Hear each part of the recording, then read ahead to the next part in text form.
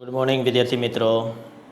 ધોરણ 11 સાયન્સ રસાયણ વિજ્ઞાન ચેપ્ટર 3 તત્વોનું વર્ગીકરણ અને ગુણધર્મોમાં આવર્તિતતા આપણે ભણીએ છીએ. આવર્તી ગુણધર્મો, પરમાણુની ત્રિજ્યા અને આયનની ત્રિજ્યા વિશેની માહિતી ભણી ગયા. નેક્સ્ટ, આયનીકરણ એન્થાલ્પી વિશેની માહિતી થોડીક આપણે જોઈ ગયા છીએ. આયનીકરણ એન્થાલ્પી કોને કહેવામાં આવે? પ્રથમ આયનીકરણ એન્થાલ્પી એટલે શું? દ્વિતીય આયનીકરણ એન્થાલ્પી એટલે શું? તૃતીય આયનીકરણ એન્થાલ્પી એટલે શું? એના મૂલ્યમાં કેવો સંબંધ જોવા મળે? ફરીથી એક વખત, વાયુરૂપ તટસ્થ પરમાણુમાંથી કોઈ પણ તત્વ હશે, એ તત્વના વાયુરૂપ તટસ્થ પરમાણુમાંથી ઇલેક્ટ્રોન દૂર કરવા માટે આપવી પડતી ઉર્જાને કહેવામાં આવશે આયનીકરણ એન્થાલ્પી. સમીકરણ સ્વરૂપે લખવું હોય તો આ સમીકરણ બતાવેલું છે. આ સમીકરણમાં ઉર્જાનો ફેરફાર થાય છે, એ ફેરફારને કહેવામાં આવશે આયનીકરણ એન્થાલ્પી. જે ઉર્જાનો ફેરફાર થશે આ સમીકરણ દરમિયાન એમાંથી એક્સ પ્લસ બને અને ઇલેક્ટ્રોન મુક્ત થાય, તો એ દરમિયાન જે ઉર્જાનો ફેરફાર છે તો એને ઓળખવામાં આવશે આયનીકરણ એન્થાલ્પી દ્વારા.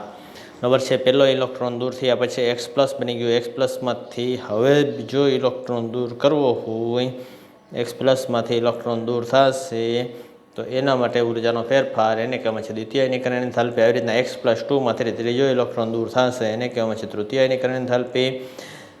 આ દરેક ઇલેક્ટ્રોન, પહેલો ઇલેક્ટ્રોન દૂર થયા પછી દરેક સ્ટેપમાં મુશ્કેલીથી દૂર થશે, પ્રથમ, દ્વિતીય અને તૃતીય. ત્યાર પછી તેથી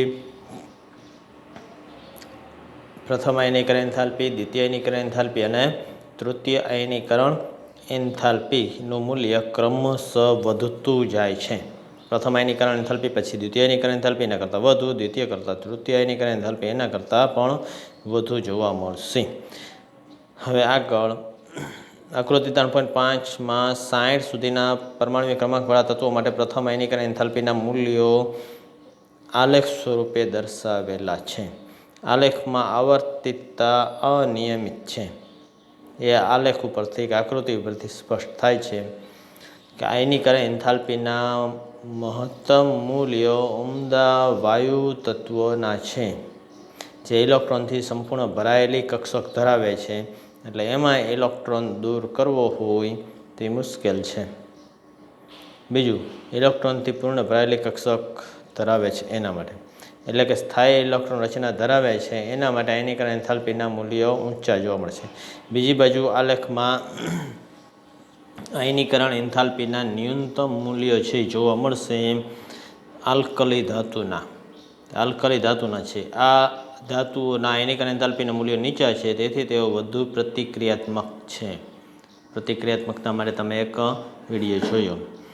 આ ઉપરાંત તમે બે પ્રકારના વલણો જોઈ શકશો. જેમ કે આવતમાં ડાબી બાજુથી જમણી તરફ જઈએ તો પ્રથમ આયનીકરણ એન્થાલ્પીનું મૂલ્ય વધે છે. યાદ રાખજો, અંડરલાઇન કરજો આની નીચે. આવતમાં ડાબી બાજુ જમણી બાજુ જઈએ એટલે પ્રથમ આયનીકરણ એન્થાલ્પીનું મૂલ્ય વધે છે. જ્યારે સમૂહમાં ઉપરથી નીચે તરફ જઈએ ત્યારે પ્રથમ આયનીકરણ એન્થાલ્પીનું મૂલ્ય ઘટે છે. આવર્તમાં પ્રથમ આયનીકરણ એન્થાલ્પીનું મૂલ્ય વધતું જશે, સમૂહની અંદર ઘટતું જશે. એના અલગથી વલણ છે આ પ્રકારનું. આયનીકરણ એન્થાલ્પીના મૂલ્યો ગ્રાફમાં બતાવીને તમને આપેલા છે. પહેલો ગ્રાફ જોઈ 3.5 આકૃતિ. આયનીકરણ એન્થાલ્પી ડેલ્ટા IH જેની સંજ્ઞા છે કિલો જૂલ પ્રતિ મોલમાં 500, 1000, 1500, 2000, 2500 એ પ્રમાણે વધતું જશે. નીચે પરમાણુ ક્રમાંક છે, અમુક તત્વો બતાવેલા છે, lithium, sodium, potassium, rubidium, caesium જે સૌથી નીચે છે. ઉપરના છે એવા તત્વો પણ બતાવેલા છે, હાઇડ્રોજન, હિલિયમ હાઇડ્રોજન કરતાં હિલિયમની વધુ. હિલિયમની પરમાણુ કક્ષા સંપૂર્ણ ભરાયેલી છે, આયનીકરણ એન્થાલ્પી વધી. જેની પરમાણુ કક્ષા સંપૂર્ણ ભરાયેલી હોય આયનીકરણ એન્થાલ્પીનું મૂલ્ય વધુ જોવા મળશે. કક્ષા સંપૂર્ણ ભરાયેલી છે એટલા માટે આયનીકરણ એન્થાલ્પીનું મૂલ્ય વધુ થયું. દેખાય વધુ. લિથિયમ પહેલા સમૂહમાં ઓછું, લિથિયમ પછી બેરિલિયમ વધુ, બોરોન થોડુંક ઓછું, કાર્બન, નાઇટ્રોજન એ પ્રમાણે નિયોન સૌથી વધુ છે. આ વલણ છે એ વચ્ચે થોડાક અનિયમિત જોવા મળે છે. અનિયમિતતાના કારણ આપણે ચર્ચા કરીશું. અનિયમિતતાનું કારણ આપણે ચર્ચા કરીશું. બરાબર છે. સોડિયમ આયનીકરણ એન્થાલ્પીનું મૂલ્ય ઓછું. ત્યાર પછી આર્ગોન સૌથી વધુ બીજા આવર્ત માટે 1 થી 60 સુધીના છે આની અંદર આયનીકરણ એન્થાલ્પી. ત્રીજો આવર્ત ચાલુ થાય છે પોટેશિયમથી ક્રિપ્ટોન અમુકમાં વચ્ચે છે અનિયમિતતા જોવા મળે છે. રૂબિડિયમ ઓછું,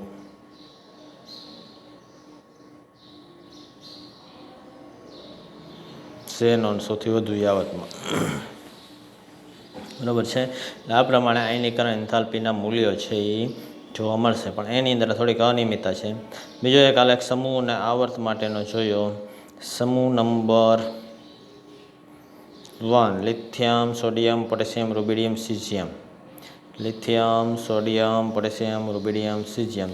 જેમ જેમ પરમાણુ ક્રમાંક વધશે, તત્વનો પરમાણુ ક્રમાંક વધતો જશે તેમ તેમ આયનીકરણ એન્થાલ્પી ઘટે છે. દેખાય છે.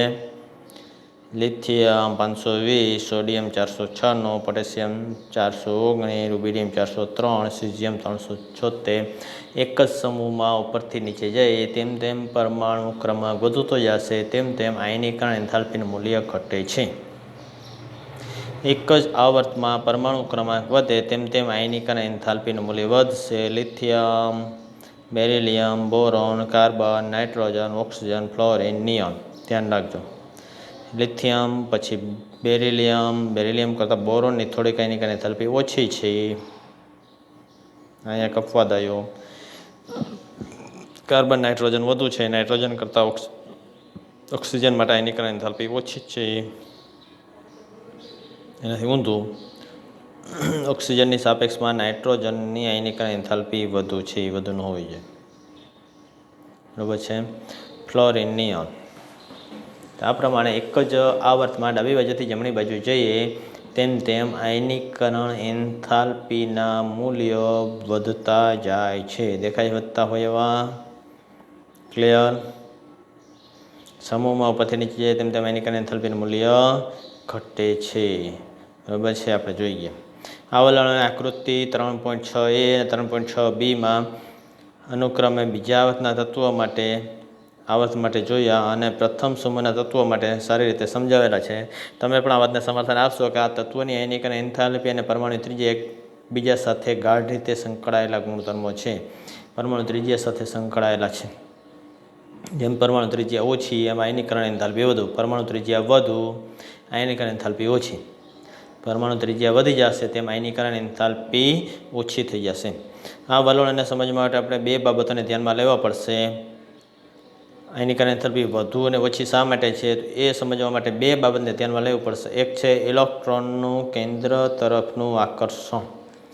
કેટલી પ્રબળતાથી ઇલેક્ટ્રોન કેન્દ્ર તરફ જોડાયેલા છે. એક બાબત આ ઇલેક્ટ્રોનનું કેન્દ્ર તરફનું આકર્ષણ.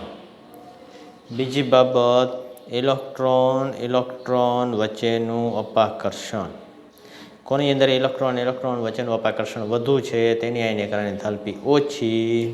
જેની અંદર ઇલેક્ટ્રોન કેન્દ્ર તરફ વધુ પ્રબળતાથી આકર્ષાયેલા છે આયનીકરણ એન્થાલ્પી વધુ.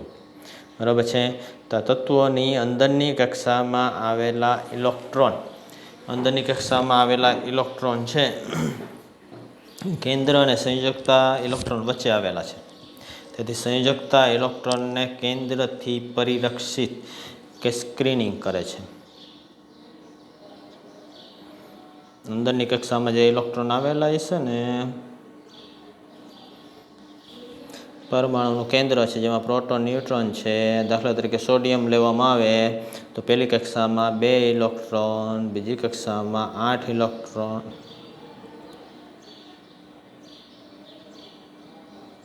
8 ને 10 ને ત્રીજી કક્ષામાં 1 ઇલેક્ટ્રોન. હવે અહીંયા કેન્દ્રથી અહીંયા છેડે સુધી ઇલેક્ટ્રોન જે બહારની કક્ષાને એટલે સંયોજકતા કક્ષા ઉપર છે આકર્ષણ બળ લાગુ પડે છે ને, એમાં જે સંપૂર્ણ ભરાયેલી કક્ષા છે, બીજો કોષ સંપૂર્ણ ભરાયેલો છે,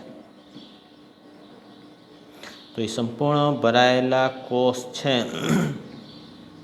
એ એક આવરણ બનાવે છે. એ આવરણને કારણે આ પ્રોટોનનું આ બહારના જ લાસ્ટ એટલે કે બહારની જે સંયોજકતા કક્ષા છે એના ઉપર જે આકર્ષણ બળ લાગુ કરે છે, કેન્દ્રમાં જે પ્રોટોન રહેલા છે એ પ્રોટોન છે એ બહારની કક્ષા ઉપર જે આકર્ષણ બળ છે એ લગાડશે તો એ આકર્ષણ બળને પરિરક્ષિત કરે છે. સંયોજકતા કક્ષકના ઇલેક્ટ્રોન ઉપર જે આકર્ષણ બળ લાગુ કરે છે એના વચ્ચે એક પડદો બનાવે છે. સાદી ભાષામાં કહીએ તો આવરણ બનાવે છે, સ્ક્રીન બનાવે છે.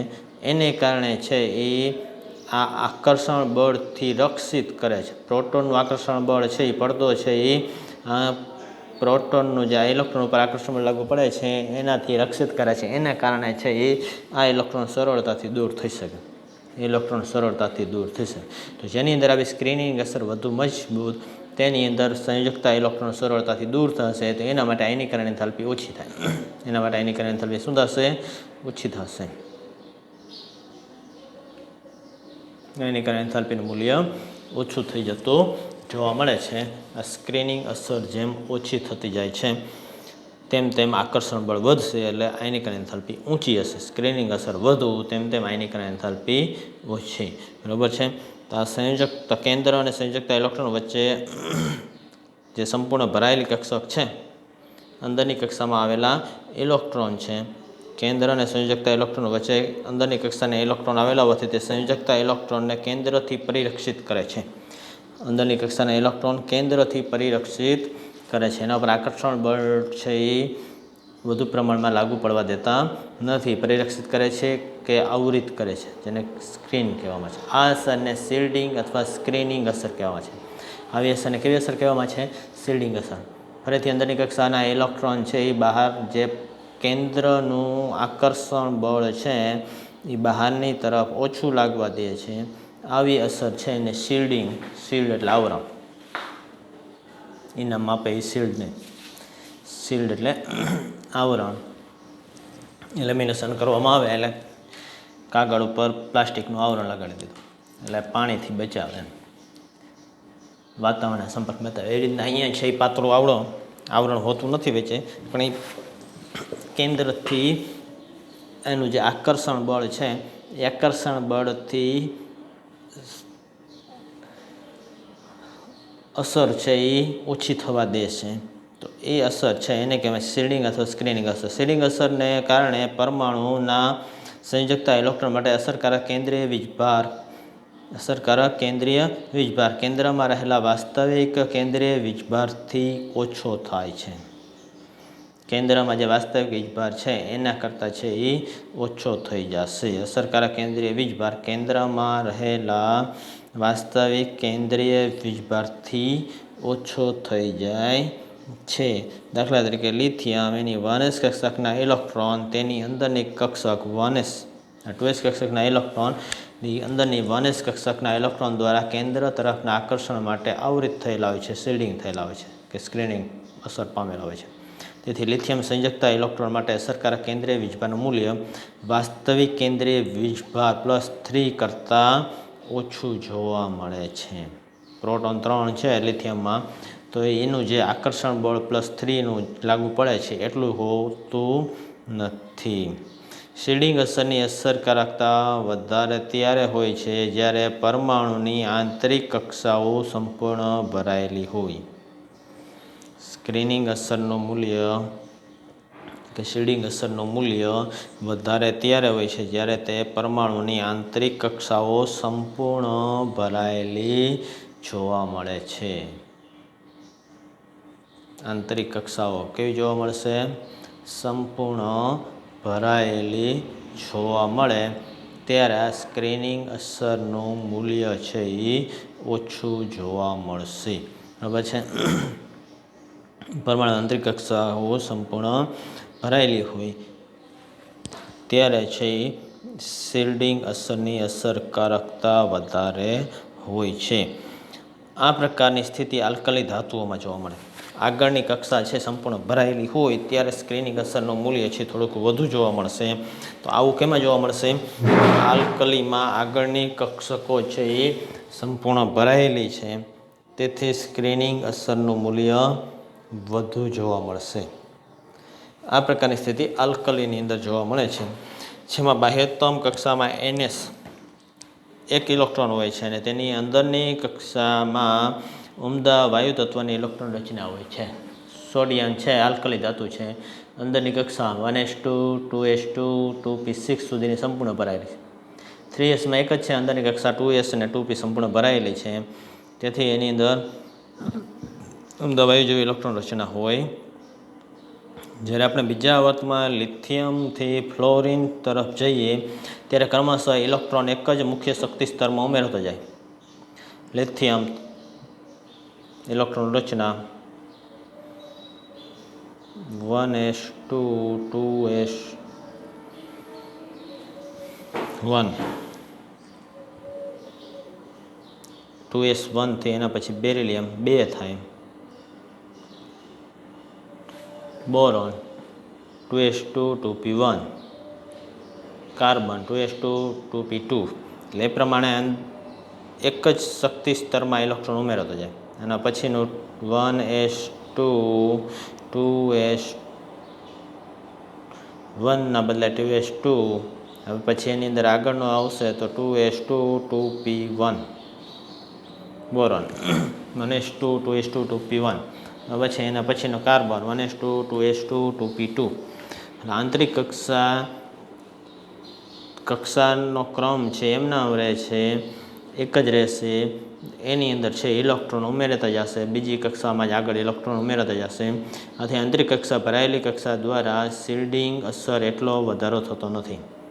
આંતરિક ભરાયેલી કક્ષા દ્વારા શિલ્ડિંગ અસરમાં એટલો વધારો થતો નથી. તે ઇલેક્ટ્રોનના કેન્દ્ર તરફના વધતા આકર્ષણને સરભર કરી શકે. ઇલેક્ટ્રોનના કેન્દ્ર તરફના વધતા આકર્ષણને સરભર કરી શકે એટલો શિલ્ડિંગ અસરમાં વધારો થતો નથી. શિલ્ડિંગ અસરમાં એટલો બધો વધારો થશે નહીં. આવી પરિસ્થિતિમાં અસરકારક કેન્દ્રીય વીજભાર દ્વારા બાહ્યતમ ઇલેક્ટ્રોન પર લાગુ પડતી આકર્ષણ અસર તેના પર લાગુ પડતી શિલ્ડિંગ અસર કરતાં વધી જાય છે. આવી પરિસ્થિતિમાં અસરકારક કેન્દ્રીય વીજભાર દ્વારા બાહ્યતમ ઇલેક્ટ્રોન પર લાગુ પડતી આકર્ષણ અસર તેના પર લાગુ પડતી શિલ્ડિંગ અસર કરતાં વધી જાય છે. ક્યારે? એક જ કક્ષાની અંદર છે એ ઇલેક્ટ્રોન ઉમેરાતા જાય છે, કેન્દ્રીય વીજભાર વધતો જશે, કક્ષાનું અંતર વધતું નથી, તો શિલ્ડિંગ અસર જે છે એના કરતાં આકર્ષણની અસર છે એ વધી જાય છે. તેથી બાહ્યતમ ઇલેક્ટ્રોન વધુ મજબૂતાઈથી બંધાયેલો રહે છે. હમણાં કીધું, આમાં એક એક કક્ષાની અંદર ઇલેક્ટ્રોન છે એ ઉમેરાતા જશે આગળ, તેમ છે એ શિલ્ડિંગ અસરની સામે આકર્ષણ બળનું મૂલ્ય વધી જાય છે, એટલે મજબૂતાઈથી બંધાઈ રહે છે. આમ આવર્તમાં ડાબી બાજુથી જમણી તરફ જતાં તત્વોની આયનીકરણ એન્થાલ્પીના મૂલ્યમાં વધારો થાય છે. કારણ આપી સમજાવો.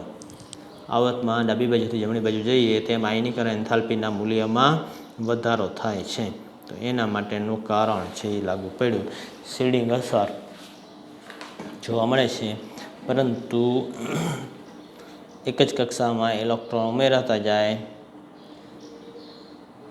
તો ત્યારે છે એ શું ફેરફાર થાય છે એ માહિતી છે. તો એ આવર્તમાં ડાબી બાજુ જમણી બાજુ જઈએ તેમ શિલ્ડિંગ અસર અને ત્યાર પછી એના ઉપર લાગુ પડતી આકર્ષણ બળ બેયના શું ફેરફાર થાય છે એના આધારિત કારણ બતાવવાનું રહેશે. આકર્ષણ બળ અને શિલ્ડિંગ અસર ઉપર આધારિત કારણ દર્શાવવાનું રહેશે.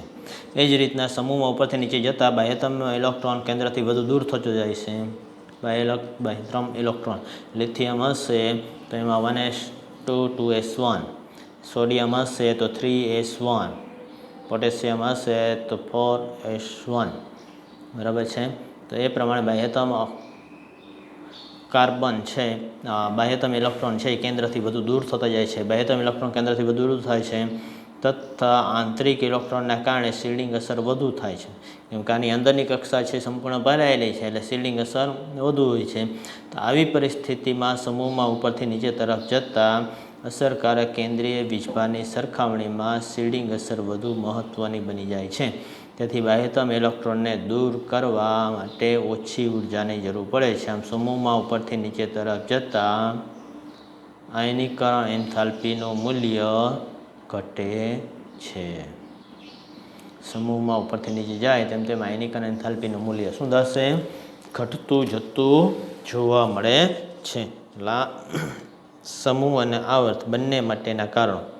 સમૂહમાં ઉપરથી નીચે જાય તો શા માટે આયનીકરણ એન્થાલ્પીનું મૂલ્ય ઘટે છે? આવર્તમાં ડાબી બાજુથી જમણી બાજુ જાય તેમ શા માટે આયનીકરણ એન્થાલ્પીનું મૂલ્ય વધે છે?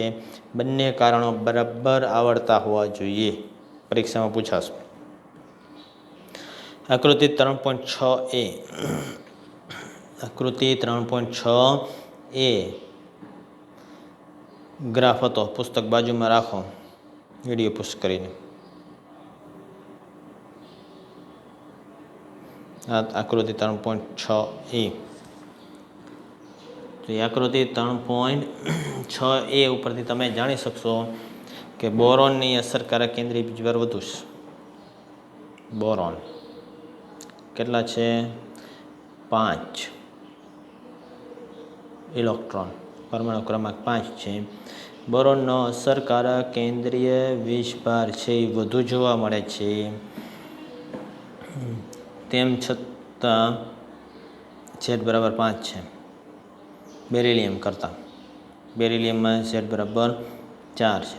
બોરોનનો અસરકારક કેન્દ્રીય વીજભાર વધુ છે બેરિલિયમની સાપેક્ષમાં. તેમ છતાં બોરોનમાં આયનીકરણ એન્થાલ્પીનું મૂલ્ય ઓછું છે બેરિલિયમ કરતાં. જો બેરિલિયમ આયનીકરણ એન્થાલ્પીનું મૂલ્ય 899, બોરોનમાં 801. તો એવું કેમ જોવા મળે છે? બોરોનનું આયનીકરણ એન્થાલ્પીનું મૂલ્ય બેરિલિયમ કરતાં ઓછું છે એવું કેમ થયું? આમાં 5 પ્રોટોન 5 ઇલેક્ટ્રોન છે. કેન્દ્રીય વીજભાર 5 પ્રોટોન ધરાવે છે. આમાં 4 પ્રોટોન ધરાવે છે. તેમ છતાં વધુ જોવા મળે છે આયનીકરણ એન્થાલ્પી 4 પ્રોટોનવાળું જે છે તત્વ બેરિલિયમ માટે. એ આકૃતિ પરથી આપણે જોઈએ કે બોરોનની અસરકારક કેન્દ્રીય વીજભાર વધારે છે. તેમ છતાં બોરોનની પ્રથમ આયનીકરણ એન્થાલ્પીનું મૂલ્ય બેરિલિયમની પ્રથમ આયનીકરણ એન્થાલ્પીના મૂલ્ય કરતાં થોડુંક ઓછું છે. જ્યારે આપણે એક જ મુખ્ય શક્તિ સ્તરનો વિચાર કરીએ તો S ઇલેક્ટ્રોન P ઇલેક્ટ્રોનની સરખામણીમાં કેન્દ્ર તરફ વધુ આકર્ષાયેલો હોય છે. બોરોન માટે ઇલેક્ટ્રોન રચના અને બેરિલિયમ માટે ઇલેક્ટ્રોન રચના. બેરિલિયમ માટે 1s2 2s2, બોરોન માટે 1s2 2s2 2p1, 1s2 2s2 2p1 આ પ્રમાણેની ઇલેક્ટ્રોન રચના છે. તો આમાં 2s છે, આમાં 2p છે. તો S કક્ષકના ઇલેક્ટ્રોન એક જ મુખ્ય શક્તિ સ્તર છે બેની અંદર. આમાં 2 છે, આમાં પણ 2 છે. કોષ એક જ સરખો છે. તો જ્યારે મુખ્ય એક જ શક્તિ સ્તરનો વિચાર કરવામાં એક જ મુખ્ય શક્તિ સ્તરનો વિચાર કરીએ તો S ઇલેક્ટ્રોન જે છે ને એ Pની સાપેક્ષમાં S છે એ કેન્દ્ર સાથે વધુ પ્રબળતાથી જોડાયેલો હોય છે. વધુ પ્રબળતાથી કેન્દ્ર તરફ વધુ આકર્ષાય છે. કેમ કે S છે સંપૂર્ણ ગોળાકાર છે એટલે કેન્દ્રથી વધુ દૂર જઈ શકતા નથી. ઇલેક્ટ્રોન ગોળ ગોળ જ સમાન રીતે વહેંચાયેલો હોય. જ્યારે P ડમ્બલ છે, અમુક વખતે નજીક હોય, અમુક વખતે દૂર હોય. એના કારણે P કરતાં S વધુ પ્રબળતાથી જોડાયેલો હશે. તો S ઇલેક્ટ્રોન Pની સરખામણીમાં કેન્દ્ર તરફ વધુ આકર્ષાયેલો છે. બેરિલિયમમાં આયનીકરણથી દૂર કરવાનો ઇલેક્ટ્રોન S ઇલેક્ટ્રોન છે. જ્યારે બોરોનમાં આયનીકરણથી દૂર કરવામાં આવે, આયનીકરણ થશે એટલે આમાંથી કયો ઇલેક્ટ્રોન દૂર થશે? S કક્ષકનો બેરિલિયમ માટે. બોરોનમાંથી આ P કક્ષકમાં દૂર થશે. એટલે બેરિલિયમ માટે આયનીકરણથી દૂર કરવાનો ઇલેક્ટ્રોન S છે. જ્યારે બોરોનમાં આયનીકરણથી દૂર કરવાનો ઇલેક્ટ્રોન પી કક્ષકનો છે તો કેન્દ્ર તરફ 2s કક્ષક ઇલેક્ટ્રોન 2p કરતાં વધુ આકર્ષાયેલો છે. આમ બોરોન 2p ઇલેક્ટ્રોન બેરિલિયમના 2s ઇલેક્ટ્રોનની સરખામણીમાં આંતરિક કક્ષાઓ તરફ વધુ શિલ્ડિંગ અસર અનુભવે છે. કયો? 2p વાળો. તેથી બેરિલિયમના 2s ઇલેક્ટ્રોનની સરખામણીમાં બોરોનનો 2p ઇલેક્ટ્રોન વધુ સરળતાથી દૂર થઈ શકે છે. આમ બેરિલિયમની સરખામણીમાં બોરોનની પ્રથમ આયનીકરણ એન્થાલ્પીનું મૂલ્ય ઓછું છે. બેરિલિયમની સરખામણીમાં બોરોનની પ્રથમ આયનીકરણ એન્થાલ્પીનું મૂલ્ય ઓછું જોવા મળશે. હવે છે એટલે બેરિલિયમ કરતાં બોરોન છે એ ઓછું આયનીકરણ એન્થાલ્પીનું મૂલ્ય ધરાવે છે. બીજી અનિયમિતતા આપણને ઓક્સિજન અને નાઇટ્રોજન માટે ગ્રાફમાં જો તો એ જ ગ્રાફમાં ઓક્સિજન અને નાઇટ્રોજન, તો નાઇટ્રોજન કરતાં ઓક્સિજનનો પરમાણુ ક્રમાંક વધુ છે, પ્રોટોન વધુ છે, તેમ છતાં આયનીકરણ એન્થાલ્પીનું મૂલ્ય ઓછું જોવા મળે છે ઓક્સિજન નાઇટ્રોજનની સાપેક્ષમાં. નાઇટ્રોજનની પ્રથમ આયનીકરણ એન્થાલ્પીના મૂલ્યમાં જોવા મળે છે. ઓક્સિજનની પ્રથમ આયનીકરણ એન્થાલ્પીનું મૂલ્ય નાઇટ્રોજનની પ્રથમ આયનીકરણ એન્થાલ્પીના મૂલ્ય કરતાં ઓછું છે. ઓક્સિજનની પ્રથમ આયનીકરણ એન્થાલ્પીનું મૂલ્ય નાઇટ્રોજન કરતાં ઓછું જોવા મળે છે. ઓક્સિજન માટે 1314, નાઇટ્રોજન માટે 1402 કિલો જૂલ પ્રતિ મોલ.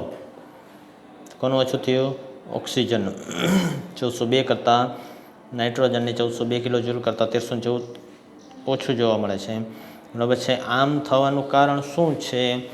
તો નાઇટ્રોજનના ત્રણેય બાહ્યતમ 2p ઇલેક્ટ્રોન જુદી જુદી p કક્ષકમાં વિતરિત થયેલા હુનના નિયમ મુજબ છે એ અયુગ્મિત છે. નાઇટ્રોજન માટે ઇલેક્ટ્રોન રચના લખવામાં આવે નાઇટ્રોજન 1s2 2s2 2p3, તો 2px માં 1, 2py માં 1, 2pz માં 1. નાઇટ્રોજન માટે એવું હોય છે. જ્યારે ઓક્સિજન માટે 2p4 થશે એટલે એક p કક્ષકમાં 2 ઇલેક્ટ્રોન હશે. બરાબર છે. 3 p કક્ષકો હોય ને તો એમાંથી નાઇટ્રોજન માટે 3માં 1, જ્યારે ઓક્સિજન માટે 4 છે એટલે એકમાં ડબલ હશે. જ્યારે ઓક્સિજનમાં 4 ઇલેક્ટ્રોન માંથી 2 ઇલેક્ટ્રોન એક જ 2p કક્ષકમાં ભરાય છે, તેથી ઇલેક્ટ્રોન વચ્ચેનું અપાકર્ષણ વધી જશે. ઇલેક્ટ્રોન વચ્ચેનું શું થઈ જશે? અપાકર્ષણ વધી જાય છે. એના કારણે છે એ અપાકર્ષણના કારણે સરળતાથી ઇલેક્ટ્રોન છે એ દૂર થઈ જાય. આપણે શરૂઆતમાં જોયું આયનીકરણ એન્થાલ્પી સમજવા માટે 2 બાબત જરૂરી સમજવી. એક કેન્દ્રનો ઇલેક્ટ્રોન તરફ આકર્ષણ કેટલું છે અને બીજું છે ઇલેક્ટ્રોન વચ્ચેનું અપાકર્ષણ. તો અહીંયા ઇલેક્ટ્રોન વચ્ચેનું અપાકર્ષણ છે એ વધી જાય છે ઓક્સિજનમાં, કેમ કે એક જ p કક્ષકમાં 2 ઇલેક્ટ્રોન છે, જ્યારે નાઇટ્રોજનમાં 3 સિંગલ છે. પરિણામે નાઇટ્રોજનના 3 2p ઇલેક્ટ્રોનમાંથી 1 ઇલેક્ટ્રોન દૂર કરવા કરતાં ઓક્સિજનના 4 2p ઇલેક્ટ્રોનમાંથી ચોથો ઇલેક્ટ્રોન દૂર કરવો વધુ સરળ રહેશે.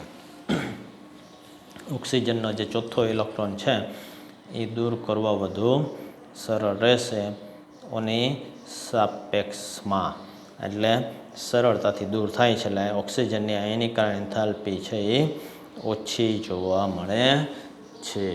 બરાબર છે. એટલે આયનીકરણ એન્થાલ્પીના મૂલ્ય માટે સરખામણી કેવી રીતના થાય છે? કોયડા નંબર 3.6 આગળની જે સમજૂતી આપણે મેળવી છે એના આધારિત તમે જોઈ લેજો બરાબર છે કે નહીં. બરાબર છે કે નહીં? હવે છેલ્લા કોયડા નંબર 3.6 તૈયાર કરવાનો છે હોમવર્ક માટે. Thank you very much.